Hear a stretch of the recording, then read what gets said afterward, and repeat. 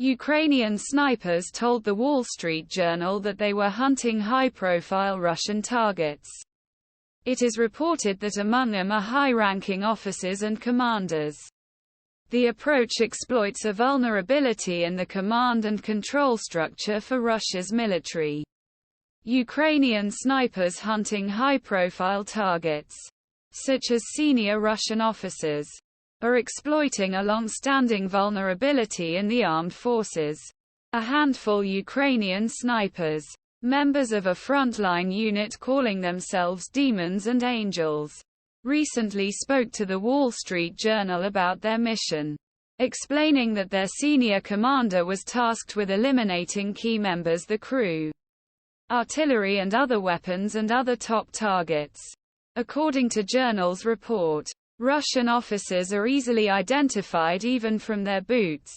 And as one military expert told newspaper, killing a troop leader in Russian army could disrupt confusion of that unit and throw any attack plan into May. Russia's top-down, officer-centered command structure not only draws senior officers into vulnerable positions on the front lines, but also leaves Russian forces less flexible on a tactical level. And when that structure collapses, for example, due to outside interference, a bullet fired by a sniper can confuse and paralyze the decision-making process. The Ukrainian armed forces were previously based on the same model but adapted under Western guidance, making it a less rigid force.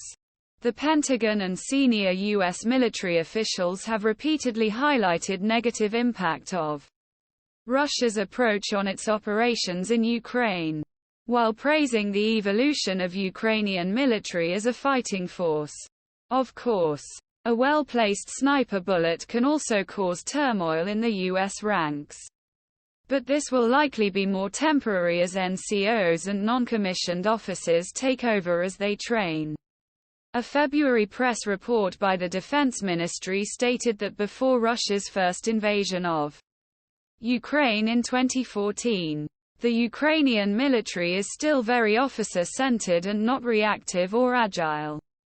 Slavian, a former Russian Special Forces sergeant now fighting for Ukraine after living in the country for a decade with his Ukrainian wife, marks Russian positions about 150 meters away in Ukraine's Zaporizhzhia Oblast on October 27, 2022. Cull caught, but now Ukraine has a well-trained group of who can now be relied upon for decision-making. While Russia continues to rely heavily on senior officers for both strategic and tactical decisions, rather than entrusting the latter to non-commissioned or officers. Compare that with what the Russians did. The report explained. The Russians still use conscription. They are limited in training. The Russian army is still officer-centered. They use tactics that have not changed since the Second World War.